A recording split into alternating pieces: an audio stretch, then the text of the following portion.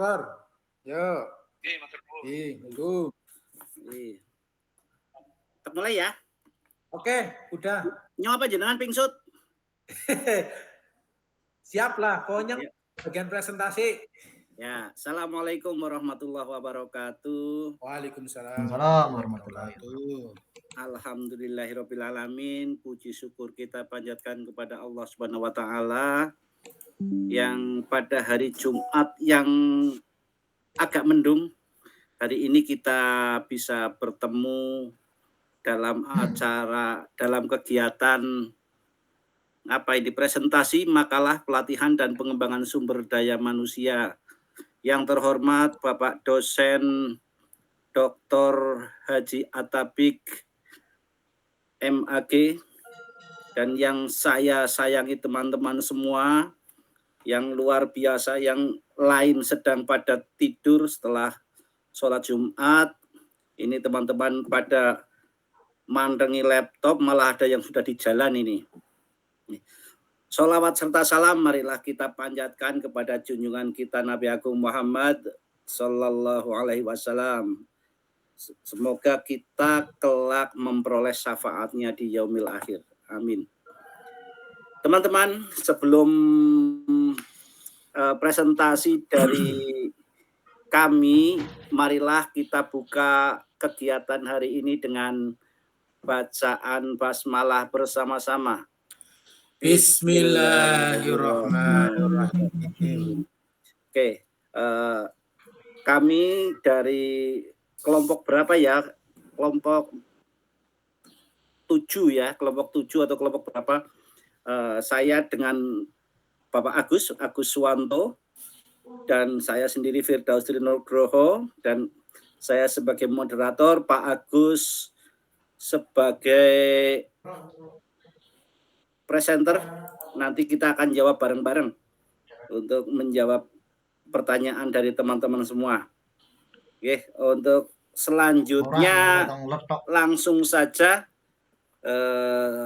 saya serahkan kepada Bapak Agus Suwanto dari Klalen. Nusa Wungu, monggo Pak Agus. Baik, bismillahirrahmanirrahim. Assalamualaikum warahmatullahi wabarakatuh. Waalaikumsalam warahmatullahi wabarakatuh. Alhamdulillah, puji syukur senantiasa kita panjatkan kepada Allah Subhanahu wa taala pada kesempatan siang hari ini di Sayyidul Ayyam, hari yang mulia, hari yang berkah, yaitu hari Jumat. Mudah-mudahan kita semuanya mendapatkan keberkahan Sayyidul Ayyam pada kesempatan siang hari ini. Salawat serta salam semoga senantiasa terlimpah kepada Nabi Allah Muhammad Sallallahu Alaihi Wasallam, yang mudah-mudahan kita semuanya termasuk umatnya yang senantiasa tiba biderek dumateng Rasulullah, dan mudah-mudahan kita semuanya ini termasuk umatnya yang diakui kelak akan mendapatkan syafaat yaumil qiyamah. Allahumma sholli ala sayyidina Muhammad. Teman-teman semuanya, MPIC program studi manajemen pendidikan Islam UIN Prof. Ki Haji Severin Zuhri Purwokerto yang berbahagia. Pada kesempatan siang hari ini perkenankan kami, saya Agus Suwanto dan Mas Firdaus Nugroho akan menyampaikan makalah dengan judul pelatihan dan pengembangan sumber daya manusia. Dimulai dari latar belakang, perkembangan globalisasi dan kemajuan teknologi yang cepat menuntut setiap organisasi untuk mampu beradaptasi agar dapat mempertahankan eksistensinya sekaligus meningkatkan daya saing. Punten, udah jalan belum? Oh, belum jalan ya? Oh ya, siap.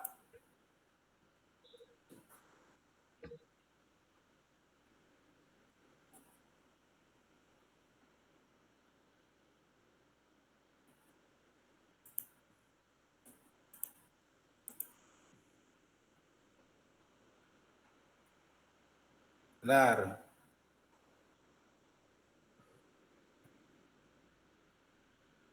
Udah. Sudah, Kang. Sudah Sambut. jalan. Siap. Monggo dilanjut. Ya.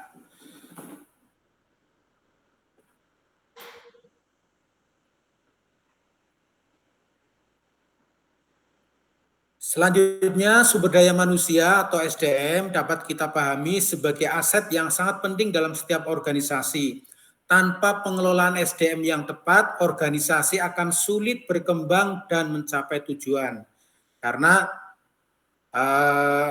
salah satu tujuan bagaimana berorganisasi adalah untuk mencapai sebuah tujuan, dan SDM menjadi hal yang sangat penting dalam mencapai sebuah tujuan dalam sebuah organisasi. Oleh karena itu, diperlukan program pelatihan dan pengembangan SDM yang terencana dan berkesinambungan. Rumusan masalah ada 4. Yang pertama, apa pengertian pelatihan dan pengembangan sumber daya manusia SDM? Yang kedua, teori-teori apa saja yang mendasari pelatihan dan pengembangan SDM? Bagaimana strategi pelatihan dan pengembangan SDM dapat meningkatkan kompetensi serta kinerja? Yang keempat, apa tantangan dan peluang pelatihan dan pengembangan SDM dalam organisasi modern, khususnya di bidang pendidikan dan bisnis? Tujuan dan manfaat penulisan. Belum jalan lagi, Mas. Maaf. Belum jalan lagi. Belum ya? Oke. Belum ya.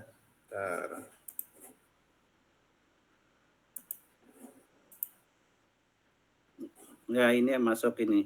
Coba sudah turun, ya? Coba turun ke bawah. Oke, siap. Wah, itu jadi udah. Ya. Tujuan dan manfaat penulisan. Yang pertama, tujuan penulisan mendeskripsikan konsep dasar, menjelaskan teori-teori relevan, dan menganalisis strategi implementasi pelatihan dan pengembangan untuk meningkatkan kinerja. Manfaat teoritis dan praktis. Memperkaya kajian akademik dalam bidang MSDM serta memberikan panduan praktis bagi pemimpin organisasi dan lembaga pendidikan. Manfaat strategis dan sosial, membantu organisasi merancang kebijakan SDM untuk daya saing dan mendorong terciptanya tenaga kerja yang kompeten dan berkarakter. Bab yang kedua, kajian teori dan menjelajahi konsep dan landasan teori. Konsep dasar manajemen SDM. Dalam perspektif organisasi modern, SDM tidak lagi dianggap sebagai biaya atau cost, melainkan sebagai aset strategis, strategic asset. Definisi pelatihan atau training. Definisinya adalah usaha sistemis untuk meningkatkan keterampilan teknis, pengetahuan, dan sikap kerja karyawan agar mampu menjalankan tugas secara optimal. Fokus, tujuan, dan metode. Fokus, jangka pendek, berorientasi pada tugas saat ini. Tujuan, performa pekerjaan saat ini. Metode, on the job, off the job, learning simulasi. Selanjutnya, definisi pengembangan atau development. Jika pelatihan berorientasi jangka pendek, maka pengembangan berorientasi jangka panjang untuk meningkatkan potensi dan karir individu. Fokus jangka panjang berorientasi pada individu, tujuan kesiapan karir di masa depan, metode pendidikan lanjutan, coaching, mentoring, dan rotasi jabatan. Landasan teori motivasi Maslow, aktualisasi diri. Teori Maslow ini menjelaskan bahwa kebutuhan tertinggi manusia adalah aktualisasi diri. Pengembangan SDM berfungsi memenuhi kebutuhan ini, memberikan ruang bagi pegawai untuk tumbuh berkarir dan berkontribusi lebih luas yang pada akhirnya meningkatkan motivasi dan loyalitas. Teori relevan lainnya, teori perilaku organisasi. Perilaku individu dalam organisasi dipengaruhi oleh faktor motivasi, kepemimpinan, dan lingkungan kerja. Pelatihan yang efektif dapat membentuk perilaku dan etika kerja yang positif. Manajemen berbasis tujuan (MBO) menekankan pentingnya tujuan yang jelas. Program pelatihan dan pengembangan harus dirancang selaras dengan visi, misi, dan tujuan strategis organisasi agar memberikan dampak yang terukur. Pembahasan mengapa pelatihan dan pengembangan sangat penting. 90% organisasi khawatir akan retensi karyawan. Pelatihan dan pengembangan adalah investasi, bukan biaya. Menurut Lincoln 2024, 90% organisasi khawatir tentang retensi karyawan. Maka strategi nomor 1 untuk meningkatkan retensi adalah memberikan kesempatan belajar dan pengembangan. Ini menunjukkan investasi pada SDM adalah kunci keberlanjutan organisasi. Tanpa investasi terhadap SDM melalui pelatihan dan pengembangan, maka organisasi siap-siap aja akan kehancurannya. Kemudian strategi implementasi pengembangan dan pelatihan. Yang pertama, analisis kebutuhan, mengidentifikasi kesenjangan kompetensi, evaluasi kinerja, kebutuhan jabatan, perencanaan dan desain, menyusun program dengan tujuan yang jelas dan terukur, sesuai MBO. Yang ketiga, implementasi metode, memilih metode yang paling tepat, on the job, coaching, e-learning, dan lain-lain. Evaluasi dan tindak lanjut, menilai keberhasilan atau kuantitatif dan kualitatifnya, dan melakukan perbaikan. Implementasi sektor pendidikan. Dalam dunia pendidikan, pelatihan dan pengembangan tenaga pendidik menjadi faktor krusial dalam menentukan kualitas proses pembelajaran. Faktor utama meliputi peningkatan kompetensi pedagogik, yang kedua adaptasi teknologi digital dalam pembelajaran, yang ketiga pengembangan kepemimpinan, kepala sekolah atau kepala madrasah atau kepala pondok pesantren, yang keempat pembentukan karakter, etika profesional, dan integritas. Selanjutnya implementasi sektor bisnis dan pemerintah. Dunia bisnis difokuskan pada peningkatan produktivitas, mutu pelayanan kepada konsumen, pencapaian target pasar, dan kemampuan untuk mempertahankan daya saing di pasar global. Kalau tadi di pendidikan, sekarang di dunia bisnis. Yang selanjutnya sektor pemerintahan berfungsi sebagai sarana penting untuk meningkatkan kualitas pelayanan publik, fokus pada etika pelayanan, kompetensi teknis, dan akuntabilitas aparatur sipil negara. Tantangan dalam pelatihan dan pengembangan SDM. Meskipun tadi di depan sudah dijelaskan dengan panjang lebar terkait dengan pentingnya implementasi pelatihan dan pengembangan, SDM menghadapi sejumlah tantangan. Yang pertama, keterbatasan anggaran. Pelatihan masih sering dipandang sebagai biaya atau cost, bukan investasi. Yang kedua, resistensi pegawai. Kurangnya motivasi untuk berubah, terutama karena faktor usia atau budaya organisasi. Ini yang memang sering juga menghinggap kepada karyawan, kepada pekerja yang kemudian sudah di zona nyaman, kadang-kadang malas untuk kemudian mengadakan perubahan untuk lebih baik. Perkembangan teknologi, metode pelatihan harus terus diperbarui agar tidak usang. Yang keempat, perbedaan kebutuhan. menyeimbangkan kepentingan jangka pendek organisasi dan kebutuhan karir jangka panjang pegawai. Berikutnya, peluang dalam pelatihan dan pengembangan. Kalau tadi tantangan, berikutnya peluang. Di sisi lain terdapat peluang besar yang dapat dimanfaatkan dalam pelatihan dan pengembangan SDM. Yang pertama, teknologi digital, e-learning, aplikasi pembelajaran, dan AI dapat memperluas akses pelatihan secara efisien.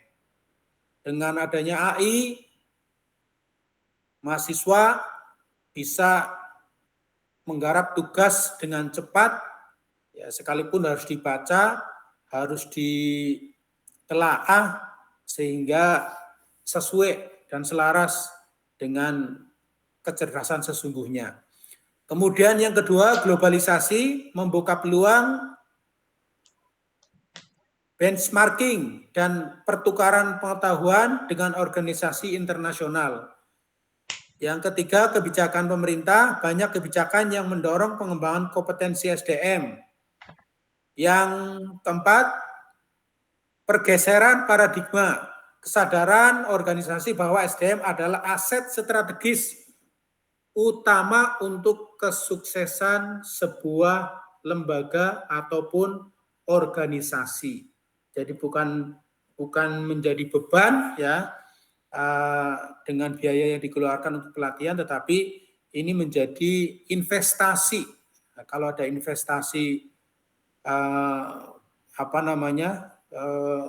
leher ke atas, begitulah kira-kira untuk meningkatkan kualitas SDM. Kemudian kesimpulan, ya, di bab yang keempat, pelatihan dan pengembangan SDM adalah elemen strategis untuk meningkatkan kompetensi, motivasi, dan kinerja pegawai. Landasan teori seperti Maslow dan MBO menegaskan perlunya pelatihan dan pengembangan yang selaras dengan tujuan organisasi dan kebutuhan aktualisasi diri. Yang ketiga, implementasi pelatihan dan pengembangan SDM di semua sektor. Pendidikan, bisnis, pemerintahan sangat penting untuk meningkatkan kualitas dan daya saing. Yang keempat, berbagai tantangan atau anggaran, resistensi, tak mau berubah, dan lain sebagainya dapat diantisipasi dengan memanfaatkan peluang teknologi, pergeseran paradigma secara inovatif. Saran, organisasi sebaiknya memandang pelatihan dan pengembangan bukan sebagai beban finansial, melainkan sebagai investasi strategis untuk keberlangsungan di masa depan. Program pelatihan dan pengembangan harus terintegrasi dengan visi dan misi organisasi, serta mengoptimalkan teknologi digital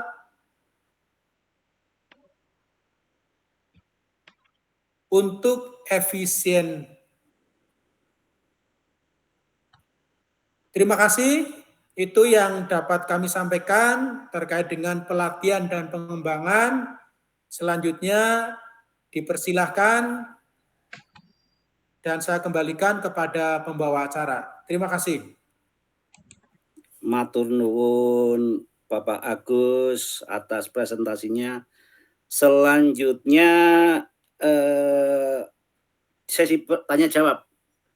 Monggo, mau berapa sesi? Wah Pak, ini rame teman gue, banyak sekali. Sebelum tanya jawab, Pak Firdaus biasanya ada pembanding ya?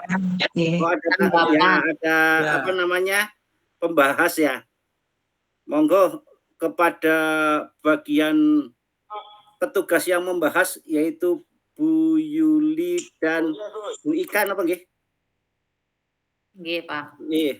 Monggo Bu Yuli dan Bu Ika dipersilahkan. Oke, Bu Ika, siapa dulu ini? Siapa dulu Pak Idus? Monggo pingsut mawon.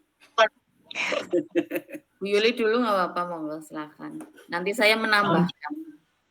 Oke. Ada yang Terima ditambahin. kasih. Terima kasih teman-teman. Assalamualaikum warahmatullahi wabarakatuh. Waalaikumsalam warahmatullahi wabarakatuh. Ya, yang pertama tentunya apresiasi untuk kelompoknya Pak Agus dan Pak Firdaus atas pemaparan makalah yang berjudul Pelatihan dan Pengembangan Sumber Daya Manusia. Sangat jelas, kemudian juga makalah ini membahas topik-topik yang menurut saya itu sangat relevan dan strategis pada saat ini, karena terutama dalam konteks perkembangan globalisasi dan revolusi industri, di mana memang pengembangan SDM ini menjadi salah satu poin yang senantiasa itu selalu berkembang sesuai dengan kebutuhan dan zaman. Seperti yang tadi disampaikan oleh Pak Agus bahwa saya rasa juga pelatihan dan pengembangan SDM ini tidak hanya dalam dunia pendidikan, namun dalam semua sektor, dalam semua organisasi. Dan Yun Sewu, saya ingin memberikan tanggapan terhadap beberapa poin yang dalam isi makalah. Yang pertama adalah sudah pasti struktur penulisan makalahnya ini sudah sistematis dan jelas sesuai dengan apa yang dikehendaki oleh Pak dosen saat itu, di mana kerangkanya juga lengkap dari pendahuluan sampai daftar pustaka. Kemudian juga sumber belajarnya juga disebutkan, kemudian landasan teorinya itu kuat. Ada beberapa teori tadi saya membaca juga dari sumber yang 10 tahun terakhir. Kemudian tadi juga ada identifikasi tantangan dan peluang. Itu sudah lengkap. Kemudian ini saya hanya ingin menanggapi sedikit saja mengenai ini. Mungkin bisa ditambahkan dalam makalah tersebut peran budaya organisasi. Karena bagaimanapun budaya organisasi itu juga berpengaruh terhadap SDM yang ada dalam organisasi tersebut. Budaya organisasi itu sangat berpengaruh keberhasilannya dalam program pelatihan dan pengembangan. Namun tadi belum dibahas secara mendalam. Mungkin itu saja. Dan yang terakhir ini saya setuju dengan apa yang disampaikan oleh Pak Agus bahwa di era modern saat ini di mana digital itu semakin berkembang dan kita memang mau tidak mau berdampingan dengan kemajuan teknologi. Salah satunya adalah AI. AI itu mempermudah kita sebagai mahasiswa untuk mengeksplor pengetahuan seperti yang tadi disampaikan untuk mengerjakan tugas. Namun dengan catatan tentunya kita harus memahami apa yang ada dalam catatan tersebut. Itu saja yang dapat saya sampaikan. Monggo Bu Ika dapat menambahkan. Terima kasih. Saya kembalikan kepada Pak Firdaus. Iya. Langsung saja Nggih. Ini Pak Firdaus. Ya, untuk tambahan tentang pembahasan makalah pada siang hari ini, presentasi dari Pak Agus dan juga Pak Firdaus sangat keren, bagus ya. Karena menurut saya untuk pembahasan mengenai pelatihan dan pengembangan sumber daya manusia itu juga sangat penting dilakukan dalam sebuah organisasi atau lembaga pendidikan. Terus untuk dari makalah yang dibahas tadi yang sudah disampaikan oleh Bu Yuli, dari landasan teorinya sudah merujuk dari beberapa macam teori oleh Maslow, teori modern seperti itu juga dapat dilihat dari tinjauan pustakanya juga sudah lengkap. Terus untuk masukannya mungkin lebih ke itu ya bagaimanakah makalah ini belum menunjukkan belum adanya studi kasus ya. Tadi implementasi itu sudah ada dalam pendidikan dan juga untuk di pemerintahan dan bisnis, tapi belum ditunjukkan tentang studi kasusnya itu di mana biar kami selaku peserta kegiatan mahasiswa di sini juga paham bagaimana contoh implementasi secara nyata itu seperti apa seperti itu. Dan juga untuk dari segi penulisan ya, dari segi penulisan sudah runtut ya, dari pendahuluan, ada kajian teorinya, pembahasan, penutupan ya. Hanya saja mungkin di halaman 10 dan 11 itu seperti yang sudah disampaikan oleh Pak Atapi kan setelah huruf itu kan angka, mungkin nanti bisa diperbaiki di halaman 11 sepertinya itu dari huruf itu langsung ke huruf lagi seperti itu. Mungkin itu nanti bisa jadi bahan perbaikan. Terus selain itu juga untuk daftar pustakanya ya, mungkin daftar pustakanya untuk landasan teorinya sudah bagus ya, tapi untuk itu kan untuk tahunnya mungkin ada yang 1989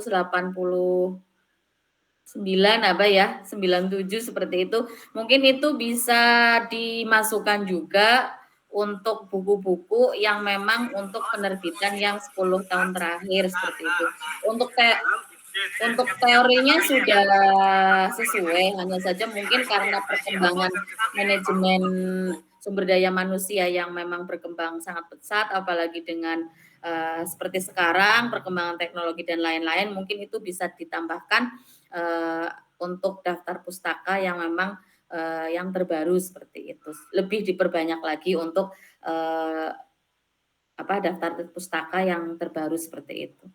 Itu saja masukan dari saya mengenai makalah yang disampaikan oleh Pak Gugus dan Pak Firdaus, tapi secara keseluruhan sudah luar biasa, sudah bagus dan sudah sesuai dengan apa yang memang jadi pokok bahasan, yaitu tentang pelatihan dan juga pengembangan manajemen sumber daya manusia. Itu saja yang dapat saya sampaikan. Wabillahi taufiq wal hidayah. Wassalamualaikum warahmatullahi wabarakatuh. Waalaikumsalam warahmatullahi wabarakatuh. Terima kasih kepada Bu Yuli dan Bu Ika atas tanggapannya dan masukannya. Ini tadi dari tanggapan yang disampaikan, struktur penulisan sudah, kerangkanya sudah lengkap, sumber belajarnya sudah tersentuh, ya sudah disebutkan, landasan teorinya sudah, identifikasi sudah, dan tadi ada beberapa masukan yaitu dari Bu Yuli, itu peran budaya organisasi. Saya sebelumnya mau tanya kepada teman-teman, untuk budaya organisasi ada yang membuat makalah ini apa enggak ya, Mbok tumpuk gitu ya? Kalau enggak, nanti akan saya masukkan. Terima kasih ini Bu Yuli atas masukannya, peran budaya organisasi. Terus yang dari Bu Ika, tadi sudah disampaikan bagaimana makalah belum memasukkan studi kasus ya. Nanti insya Allah kita tambahkan untuk yang studi kasusnya.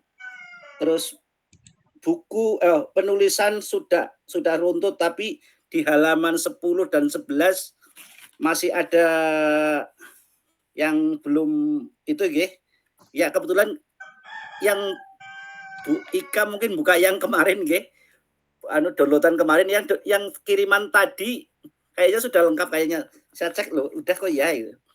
Mungkin yang pertama mungkin.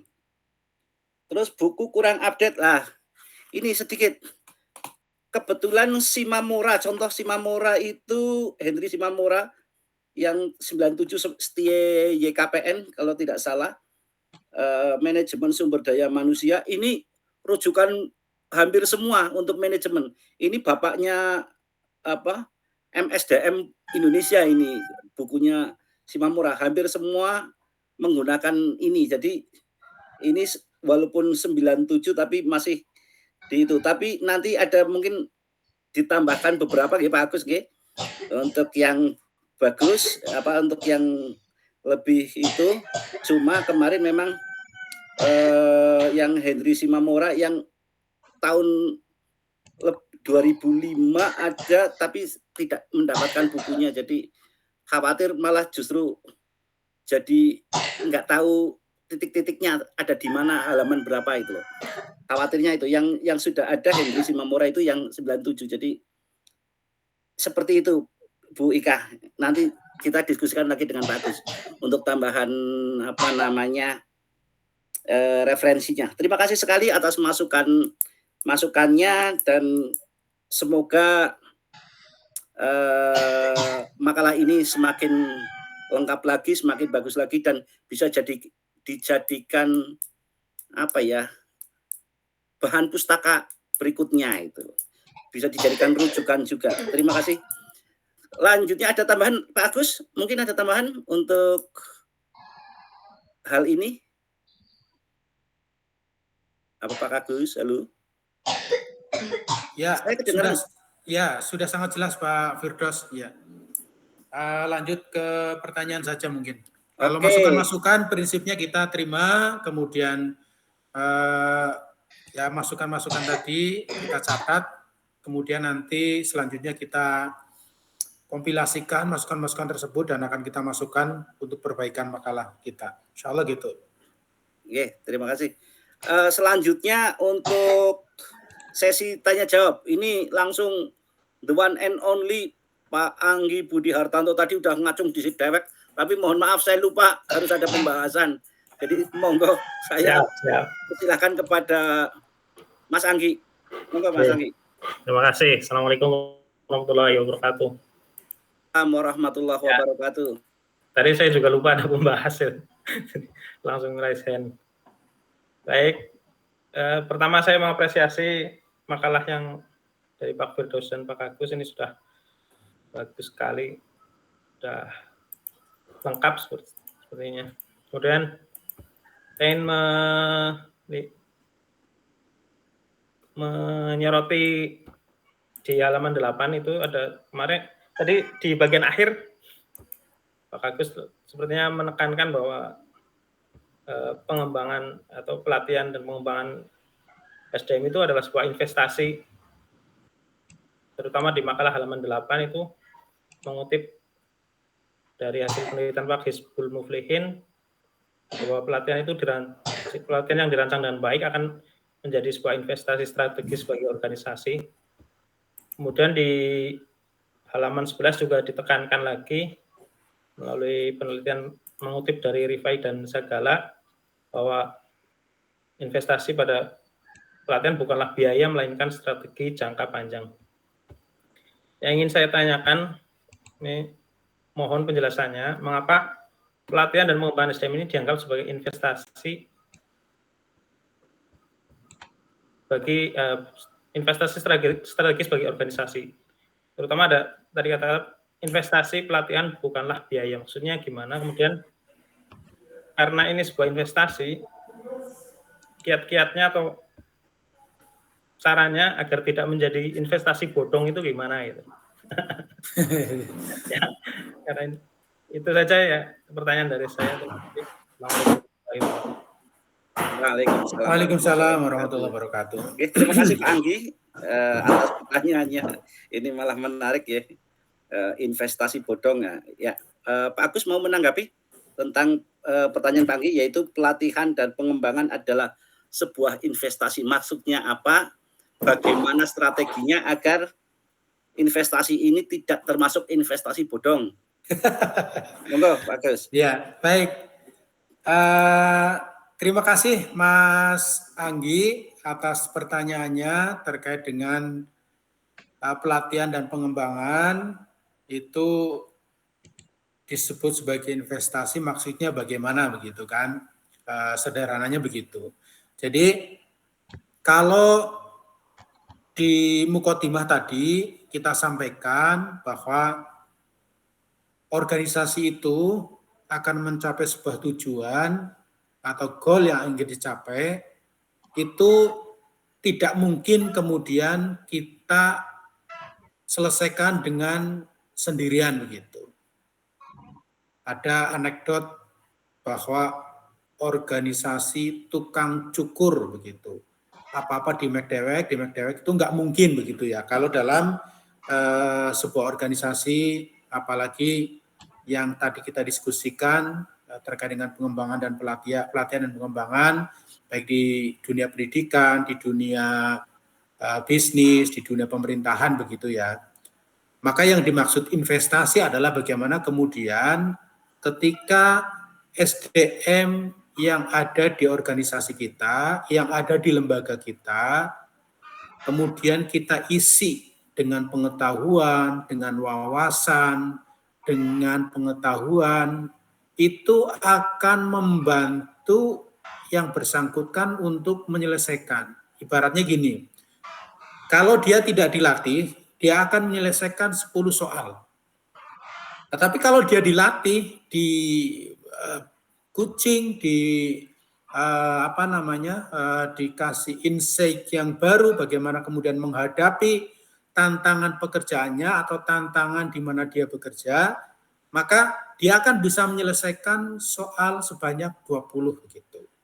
Maka antara karyawan yang dilatih, ya, dia bisa menghasilkan 20 miliar, tetapi yang tidak dilatih itu hanya menghasilkan 1 miliar.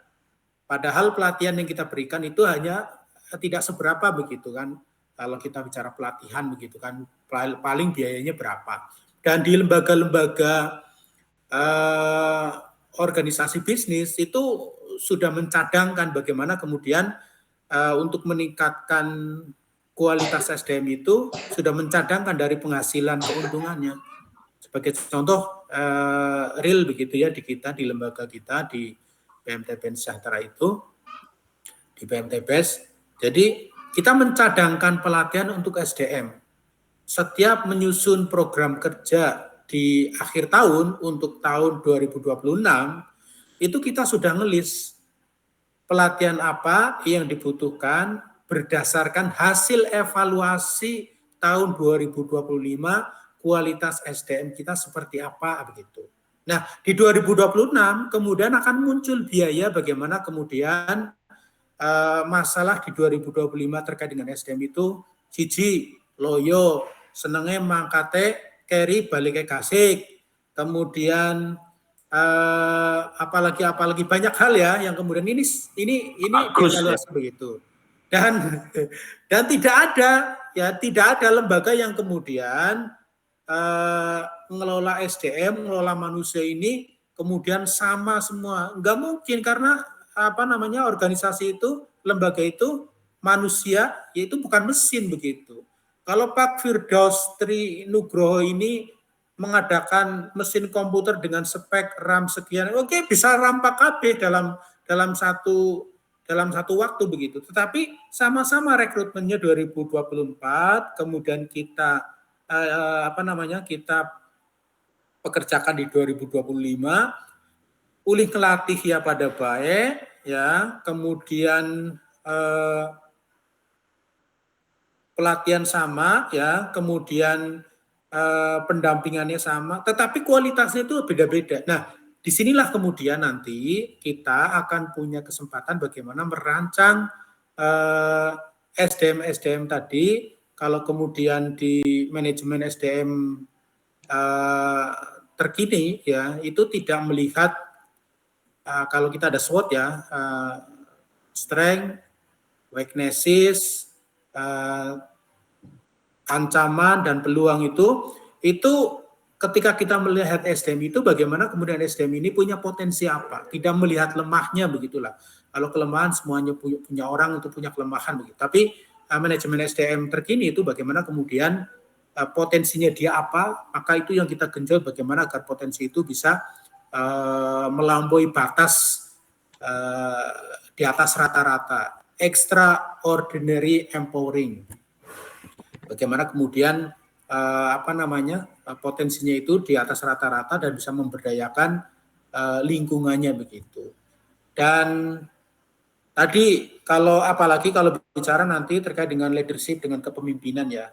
Jadi dari 10 karyawan yang kita rekrut, dari 10 guru yang masuk begitu di sebuah lembaga kita dengan SDM dan latar belakang yang beda-beda, sing men sekolah pinter, sing men sekolah pinter organisasi tok gitu ya, nilainya biasa-biasa baik, anak sing pinter dalam bidang apa begitu ya, maka itulah yang kemudian menjadi investasi kita bagaimana kemudian pelatihan dan pengembangan itu kita anggarkan yang kemudian ini akan bermanfaat untuk lembaga kita gitu. Jadi analoginya tadi, kalau kita kemudian investasi pelatihan dan pengembangan untuk SDM kita. Kalau tidak kita latih, tidak kita kembangkan, potensinya hanya segitu-gitu tok, begitu ya, paling menghasilkan, saya analogikan tadi, misalnya satu orang menghasilkan 1 miliar, tapi ketika saya latih, saya kirim pelatihan seminggu, 2 minggu, kemudian balik bisa menghasilkan 5 miliar, nah ini kan yang kita sebut dengan sebuah investasi. Kemudian yang kedua itu terkait dengan apa tadi, Mas Anggi? Agar tidak menjadi investasi bodong. Ya, agar tidak menjadi investasi bodong. Betul. Maka kita ini real saja yang kemudian kita lakukan begitu. Real yang kami lakukan di BES begitu, agar kemudian tidak menjadi investasi bodong dalam artian bagaimana kemudian yang sudah kita latih ya mestinya menjadi produktif kan begitu. Tidak kemudian dilatih pada baik. Seperti yang saya sampaikan di Pak Katapik dulu, dia main agar SDM model iki direg ya. Nek ora disapu bersih apa dipel disemprot karo water cannon begitu ya, main resik ya. Tetapi Pak Dr. Atapik menyampaikan menarik nih bagi saya. Jadi orang yang selama ini bersama kita itu sebenarnya orang yang loyal begitu. Apapun ya, dalam tanda kutip, apapun alasannya begitu. Apakah alasan Allah daripada ngeliat kerjaliannya angel begitu, satu. Yang kedua daripada ngapa nang umah mending ya kerja sebisanya semampunya, tidak memaksimalkan potensi tadi begitu. Agar tidak menjadi investasi bodong, ya tadi berdasarkan evaluasi apa yang kemudian kelemahan-kelemahan yang ada di SDM kita, kemudian kita latih pengiriman ataupun dalam bentuk kucing begitu ya.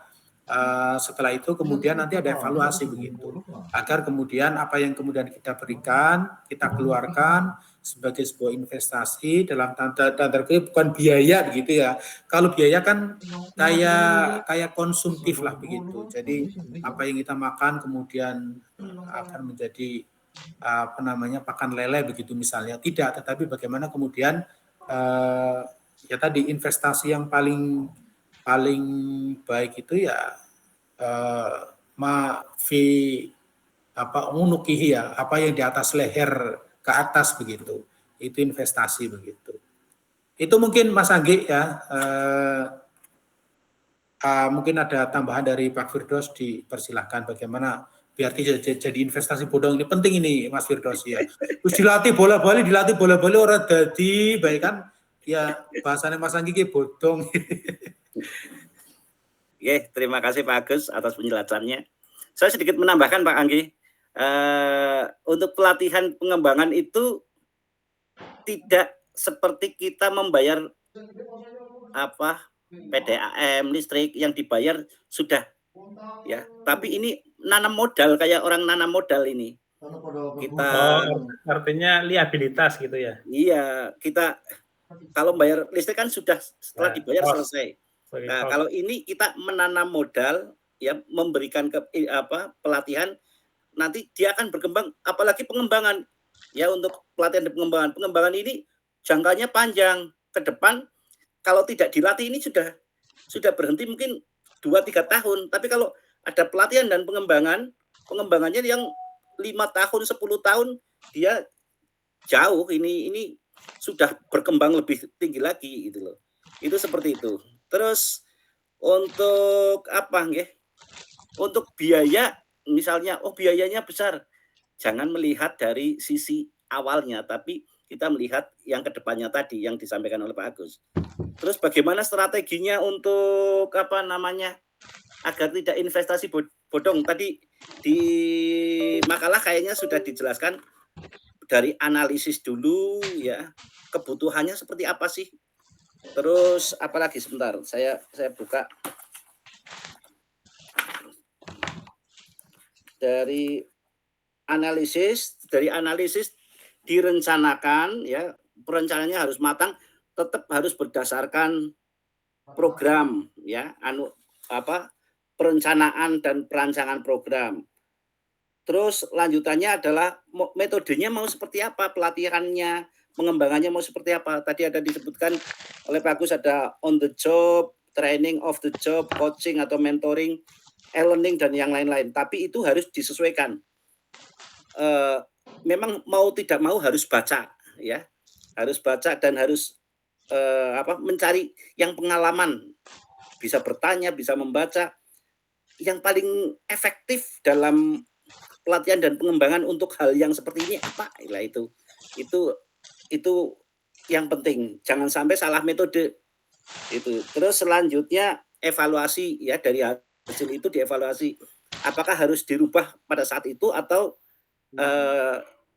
ditunggu perkembangannya, dibimbing lagi, di coaching lagi, nanti setelah itu evaluasi lagi. Nah, itu tergantung masing-masing masing-masing perusahaan. Nah, untuk di sekolah juga saya pikir sama, ini di tempat kita ada pelatihan pengembangan, contohnya ada perubahan kurikulum, dilatih, dikembangkan, terus ada zaman dulu sempat ada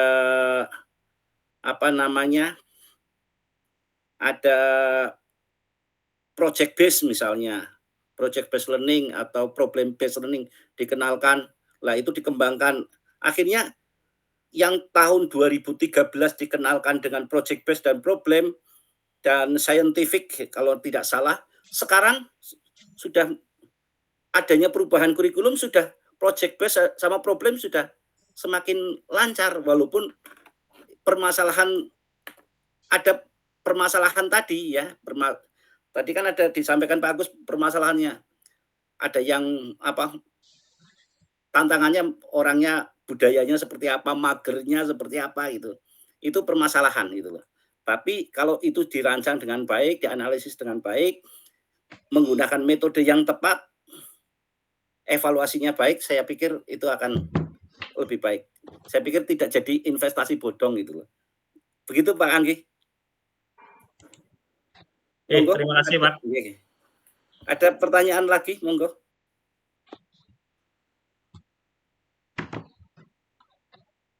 Pak Setio mau tanya foto ya? Aja gawe hoak Pak Kongpi kan jenengan sing njaluk kon. Di foto ya lho. Tanya Bu Yuli nang burine. Oh yakin guys, jenengan hoak Oh jenengan sing njaluk di foto. Saya saksinya tenang Pak Setio. Iya. Saya saksinya tenang. Oh yang di foto itu depannya malah di foto. Masih memberatkan kok. Sakep takon apa lah anu depan jenengan. Monggo Pak Setio. Oke, terima kasih Pak Ido sama Pak Agus. Ya yang pertama apresiasi untuk penyusunan makalah dan presentasinya. Terima kasih nambah pengetahuan buat saya seperti tadi yang disampaikan Pak Agus, ya ada macam-macam jenis untuk pelatihannya. Tapi ini saya ingin tanya yang kaitannya dengan ini. Jadi teman saya itu kemarin atau kapan itu katanya membaca sebuah entah artikel, entah berita, entah mendengarkan dari podcast, entah dari apalah, saya lupa itu. Intinya adalah kata teman saya ini bahwa pelatihan ASN yang sekarang itu tidak berdampak pada kualitas pelayanan publik. Jadi sifatnya hanya semacam menghabis-habiskan anggaran saja lah. Apalagi kalau menjelang akhir tahun atau Desember gitu. Nah, saya ingin tanya sih mungkin hanya sebatas pendapat saja, jadi tidak terkait dengan makalah lah. Yang pertama adalah saya ingin tahu pendapat jenengan dengan yang tadi ditemukan oleh teman saya bahwa pelatihan ASN sekarang ini tidak berdampak pada kualitas pelayanan publik. Bagaimana pendapat jenengan dengan kalimat tersebut? Itu yang pertama. Kemudian yang kedua, kita berandai-andai saja, seandainya jenengan ini sebagai penyelenggara pelatihan, katakanlah jenengan akan menyelenggarakan pelatihan, maka terkait dengan, ini kan judul makalahnya adalah pelatihan dan pengembangan. Nah, saya ingin tahu strategi jenengan, itu kira-kira bagaimana supaya pelatihannya itu bisa istilahnya berdampak lah. Kalau tadi kan saya tanya pendapatnya. Nah sekarang seandainya jenengan sebagai penyelenggara pelatihannya, maka perancangan pelatihannya yang akan Anda lakukan itu seperti apa agar betul-betul berdampak pada peserta pelatihan, bukan hanya sebatas berhenti di sertifikat. Itu yang kedua. Nah, yang ketiga, berandai-andai lagi, dan mungkin juga Pak Firdaus nanti tidak lagi berandai-andai akan nyata sebagai kepala sekolah. Kalau Pak Agus ini mungkin berandai-andainya adalah nyata sebagai dewan gitu. Naiklah jadi dewan gitu. Kalau kemarin baru caleg, ke depan C-nya hilang gitu. Berandai-andai saja kalau Pak Firdaus misalnya menjadi kepala sekolah, gurunya mengikuti pelatihan baru selesai. Kira-kira apa yang akan Pak Firdaus lakukan, dan mungkin nanti juga Pak Agus bisa juga, terhadap guru yang baru saja selesai mengikuti pelatihan tersebut agar pelatihan yang diikuti itu betul-betul berdampak. Itu 3 poin pertanyaan Pak Agus dan Pak Firdaus. Itu saja, terima kasih.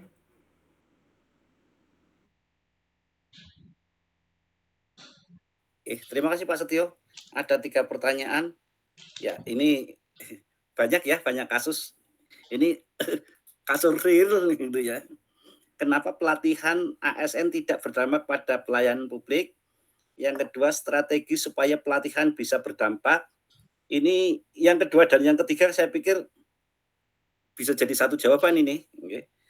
Ya, bagaimana jika menjadi kepala sekolah, ya, guru yang baru melakukan pelatihan agar guru tersebut bisa berdampak, ya, memiliki dampak. Pak Agus, saya yang jawab aja apa ya? Sedikit ya Pak Agus. Ditambah ya. Untuk pelatihan ASN tidak berdampak pada pelayanan publik. Ini karena tadi permasalahannya, ya, ada tadi. Sebentar, saya agak itu terhadap makalah ini tadi. Sebentar, ini ada retensi pegawai, ya, karena banyak yang ikut pelatihan itu tidak termotivasi. Tapi kalau yang termotivasi kayak Pak Setio nganti sampai sampai sorry Pak, daftar PP walaupun tidak itu, tapi luar biasa akhirnya jadi kepala sekolahnya. Ini luar biasa. Ini permasalahan pertama adalah retensi pegawai. Menurut saya itu. Nah, terus kedua ya itu. Tapi ya memang kalau di ASN menurut saya permasalahannya itu kok. Retensi pegawai dok lah. Karena tidak mau keluar dari zona nyaman itu loh, ya. Malas keluar dari zona nyaman menurut saya itu. Tapi kalau kita dilakukan dengan motivasi yang datang dari diri kita, keinginan dari diri kita, terus kalau bahasanya Pak Agus lillahi ta'ala, ya, saya pikir itu akan berdampak lah. Ya, tetapi memang sebagian besar memang menurut saya, ya, apalagi yang pelatihan yang online itu, ya, yang online yang LMS, kalau tidak dari dalam hati tidak mau belajar, ya saya pikir akan centang-centang kayak saya. Ya, dan itu tidak berdampak gitu. Ya. Itu jujur saja seperti itu. Terus ya zona nyaman lah, itu susah. ASN udah contoh pada saat COVID gitu ya. Yang lain itu terdampak negatif dalam artian usaha-usaha pada gulingan, hanya PNS yang guling-guling tetap gajian, sertifikasi lancar, akhirnya bingung ngeliat kegiatan, akhirnya nyari bunga, nandur-nandur di depan rumah karena nggak boleh keluar, ya, uangnya akhirnya dibuang-buang, itu seperti itu. Nah, itu ya, itu mungkin Bu Is merasakan itu, ya, bunganya yang sekarang itu efek dari COVID kemarin. itu gaji negara, itu uang, berarti tanaman negara itu, buis. Bisa dibagi-bagi itu. Lanjutnya, untuk strateginya supaya pelatihan bisa berdampak, nah ini saya jadikan satu ya dengan nomor 3. Kalau saya jadi misalnya posisi jadi kepala sekolah, nah ini Pak Setio anu kayak tok ngetes tok ya, wingis pelatihan ya. Kalau saya contohkan di kepala sekolah saya saja, karena memang itu model yang cukup menarik ya. Kalau kepala sekolah saya model yang cukup menarik. Itu ada diseminasi, tapi sebelumnya tanya jawab dulu. Ditanya bagaimana kemarin itu. Akhirnya kalau itu dilakukan setiap ada pelatihan, kepala sekolahnya tanya, pasti minimal kalau motivasinya bukan dari dalam diri, tidak ingin berkembang, minimal dia akan belajar dulu gitu loh. Akan belajar, oh ngesok aku ditakoni nang kepala sekolah ini, mau ditanya, besok mesti akan ditanya seperti ini. Terus setelah itu didiseminasikan di kegiatan komunitas belajar di sekolah ya. Lah itu karena harus setiap mengikuti pelatihan harus didiseminasikan di Forsa kalau di tempat saya, Forum Selasa. Jadi mau enggak mau kalau tidak menguasai, tidak apa ya, tidak mengikuti dengan cermat, akhirnya pada saat presentasi di depan kelihatan sekali, kelihatan ini belum menguasai 100%, kelihatan sekali kalau tidak itu. Karena di tempat kami juga ada yang seperti itu Pak, dalam artian pada saat presentasi di depan dia menyampaikan, tapi menyampaikannya sesuai dengan pointer yang ada, sesuai dengan apa PPT yang ada yang dari sana gitu loh. Tapi tidak ada apa ya, tidak ada kedalaman dari PPT itu loh, pembahasan kedalaman dari PPT tersebut gitu loh. Akhirnya kadang ya kepala sekolah mencoba bertanya itu Pak, yang ini seperti apa sih ya itu. Jadi pada saat awal-awalnya memang mungkin kurang baik ya, dalam artian bukan kurang baik, awal-awalnya mesti lah kepala sekolah reang itu, tapi lama-lama ya jadi karena sudah jadi budaya, akhirnya setelah mengikuti pelatihan dia sudah mempersiapkan diri akan belajar pada saat pelatihan itu loh. Itu seperti itu Pak. Jadi untuk jawaban nomor 2 dan nomor 3 langsung saya jawab. Pak Agus mungkin mau menambahi, monggo.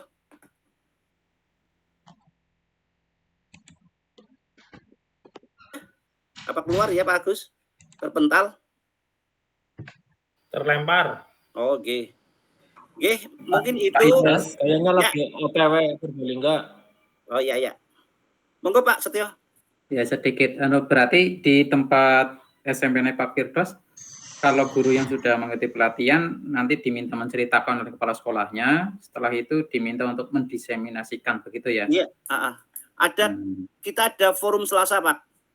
Setiap hari Selasa itu kita jamnya kan rata-rata 8, lah itu kita 7. Jadi sampai dari mulai jam 12 lebih itu kita sampai jam 2 itu diseminasi Pak. Namanya Forsa, forum Selasa. Itu seperti itu. Jadi setelah pelatihan biasanya kalau saya itu ngobrol dengan kepala sekolah, dan kepala sekolah itu kalau di SD kan ruangannya itu ya terpisah ya. Terpisah apa enggak sih dengan guru-guru? Di SD ada yang ruangan sendiri, ada yang gabung Pak, tergantung sekolahan SD-nya. Ya, kalau ada yang di tempat saya gedungnya beda itu ya. Tapi kebetulan kepala sekolah itu kayaknya jarang, kalau nggak ada masalah itu ya, itu jarang di ruangannya itu. Malah justru pagi-pagi itu udah stay di ruang guru. Jadi akhirnya guru yang tadinya malas-malasan arep mulang esuk-esuk gitu ya gelem ora gelem kudu apa langsung masuk ke kelas gitu loh. Itu awal-awalnya seperti itu, tapi lama-lama tidak ada kepala sekolah ya tetap apa pagi-pagi ya langsung itu. Nah itu seperti itu. Jadi pada saat baru pulang biasanya kepala sekolah tanya, gimana kemarin pelatihannya, hasilnya apa? Kayak gini perlu didiseminasikan apa enggak? Wah hanya TKA apa paling beberapa orang itu misalnya. Kebetulan kemarin baru pelatihan TKA ya, yang apa hanya tentang TKA, setting TKA, setting itu loh ya. Jadi nggak perlu Pak, oh ya sudah, kalau nggak perlu berarti forsa besok orang jenengan ya, nggih nggak apa-apa. Itu seperti itu Pak.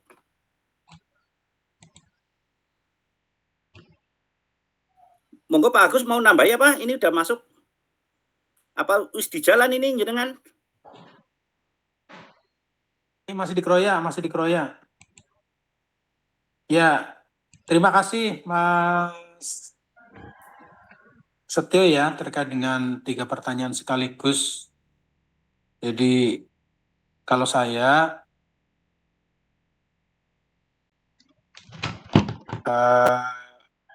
ikuti nasihat Imam Syafi'i ya terkait dengan menuntut ilmu begitu. Nasihat beliau, akhi lantana lal ilma illa bisittatin. Saudaraku, engkau tidak akan mendapatkan ilmu, tidak akan menjadi berubah dengan ilmu itu, sekalipun wis dikirim bola-bali pelatihan apa segala macam, illa bisittatin, kecuali dengan 6 perkara. Apa itu 6 perkara? Ya. Saunabiuka ngantafsiliha bibayanin. Akan saya sampaikan kepada engkau dengan sebuah penjelasan. Yang pertama, dzakaun, wa hirsun, wastihadun, wa dirhamun, wa suhbatun ustad, wa tulu zamanin. Jadi ada 6 menurut Imam Syafi'i. Orang akan menjadi berubah, akan menjadi baik dengan ilmu pengetahuan. Itu dia akan mendapatkan ilmu pengetahuan ketika dia mempunyai 6 hal. Ya. Yang pertama zakaun, takkan gue cerdas ya. Dan orang-orang Indonesia ya rata-rata orang-orang yang cerdas lah begitu. Jadi wong sing wis dadi guru, wis kuliah, wis tamat SMA, itu tergolong cerdas lah, artinya orang idiot, gitu kan. Kemudian yang kedua, khirsun gue mangas, ngerti mangas orang bahasa Banyumas, mangas gue antusias terhadap ilmu begitu. Arep dikirim ping pira-pira, salanu tidak punya antusiasme ya, excellent enthusiasm ya, antusias dan bersemangat dalam menuntut ilmu ya tadi tidak akan kemudian merubah dirinya begitu. Tadi seperti Mas Anggi sampaikan, jadi investasi bodong dong yang kita keluarkan begitu. Kemudian yang ketiga wajihadun ya, wajtihadun, sungguh-sungguh. Jadi kalau pelatihan-pelatihan yang itu guyonan tetapi ya faktanya memang begitu gitu. Kalau kemudian tadi guru yang bersangkutan atau karyawan yang bersangkutan yang kita coba upgrade ya dengan pelatihan itu kemudian tidak punya kesungguh-sungguhan gitu dalam menjalani apa yang kemudian menjadi perintah dia untuk bisa berkembang gitu. Wa dirhamun tadi bahwa uang itu ada biaya gitu ya Mas Anggi, itu tidak kemudian menjadi beban biaya, tetapi paradigma kita harus kita rubah begitu. Kalau orang akuntansi, orang keuangan, orang bendahara ya tetap menghitungnya sebagai sebuah biaya begitu. Tetapi bagi kita pemimpin yang pengen mencapai sebuah tujuan yang diinginkan dengan adanya pelatihan dan pengembangan ini sebagai sebuah investasi begitu. Kemudian wasuhbatul ustadz. Nah, kenapa kemudian kemarin saya orang bisa bahasa Inggris, mulanya saya bersemangat untuk apa? Untuk untuk belajar begitu. Bukan PDKT Mas Anggi ke gurunya itu bukan, tetapi biar apa namanya? Wasubatun Ustadz tadi bergaul dengan guru. Jadi jangan jadikan apa ya, guru itu ya setara lah begitu, biar enak ilmunya mengalir dengan mudah begitu. Kemudian tawatul zaman tadi, waktunya panjang. Ini nasihat Imam Syafi'i ya untuk kita semuanya dalam belajar begitu. Nah, tadi kalau kemudian pelatihan-pelatihan yang kita berikan sebagai pelatihan dan pengembangan SDM agar tidak menjadi dilatih pada baik begitu ya Mas Dio, maka tadi yang sangat penting bagaimana kemudian wajtihadun tadi, sungguh-sungguh antusias begitu. Kalau cerdas semua cerdas lah, tetapi kalau bicara antusias dan kesungguh-sungguhan itu memang berasal dari motivasi, bagaimana motivasi dia untuk bisa berubah lebih baik begitu.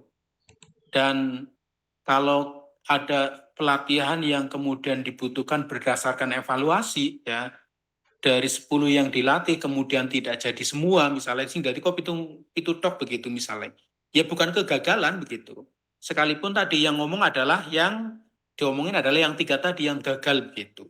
Jadi ada ukurannya.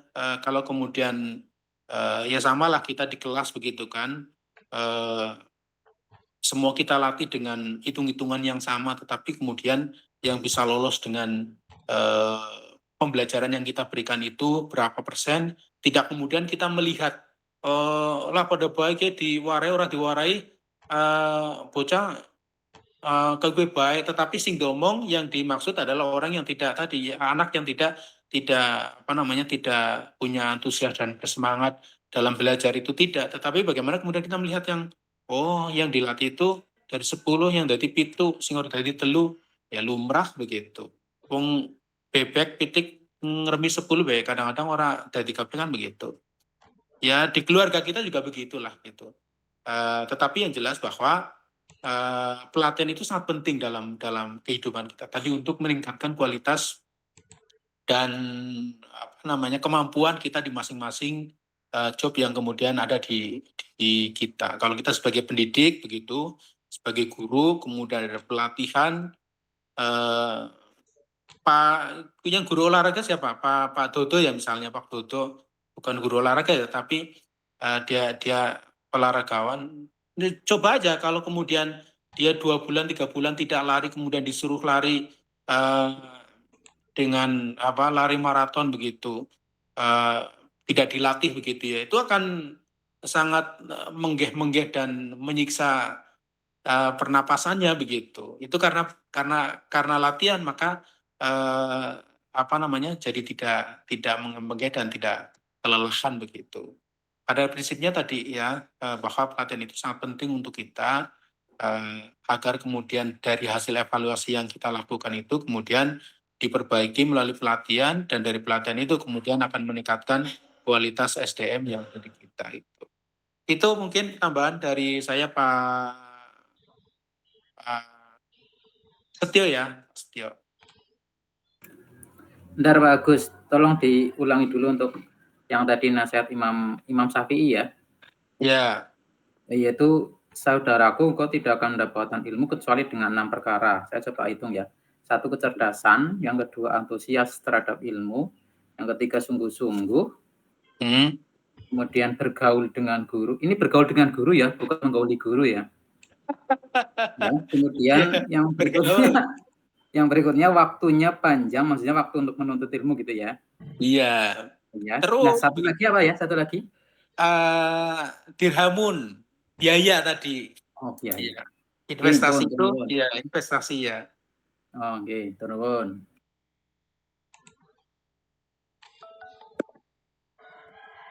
Terima kasih, kembali ke Pak Setio, ke Pak Firdaus, monggo Pak Firdaus. Terima kasih. Masih ada pertanyaan apa enggak, Ki? Pak Setio sudah puas? Cukup Pak, cukup. Terima kasih. Apakah ada pertanyaan lagi? Kalau tidak ada, mau saya tutup karena mau OTW ini. Karena kita nanti ketemu di jam 3:30. Jam 3:30 apa jam 4 nggih? Jam 4 aja lah. Ya saya perjalanan Kang Kene ya. Pak Ketua jam berapa ya Pak Ketua? Kalau di grup infonya jam 4, Pak. Oh jam 4, oke. Jam 4 nggih. Jadi masih bisa sholat asar di rumah gitu loh. Oke, mungkin itu saja dari kami. Mohon maaf atas kekurangan kami dalam presentasi makalah ini. Sebelum makalah ini kita tutup, saya ada sedikit kata penutup, bukan pantun.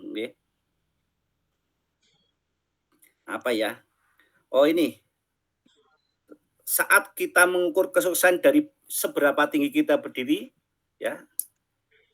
Cakep. Wow, urung.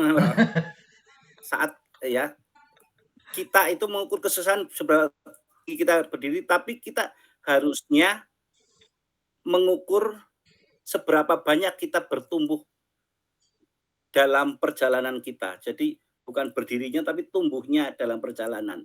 Jadi harapannya adalah bukan lamanya kita jadi PNS, bukan lamanya kita jadi guru, tapi bagaimana proses kita menjadi guru untuk menjadi lebih baik dan terakhir adalah puncaknya mungkin jadi kepala dinas. Pak Setio kayaknya mau daftar kepala dinas ini. Ini masih ada apa sih namanya ya? Lelang jabatan ini. Yang daftar baru 1 Pak Setio. Itu saja dari saya. Saya Subhan Sian. Assalamualaikum warahmatullahi wabarakatuh. Waalaikumsalam warahmatullahi wabarakatuh. Terakhir. Halo. Adanya screenshot lagi. Ya. On cam. Ya Pak Anggi screenshot. Ya. Open cam. Pak Fajar, Pak Ketuk, Pak Fajar. Kameranya dibuka. Pak Fajar lagi taruh ujung Jan. Pak Fajar ya.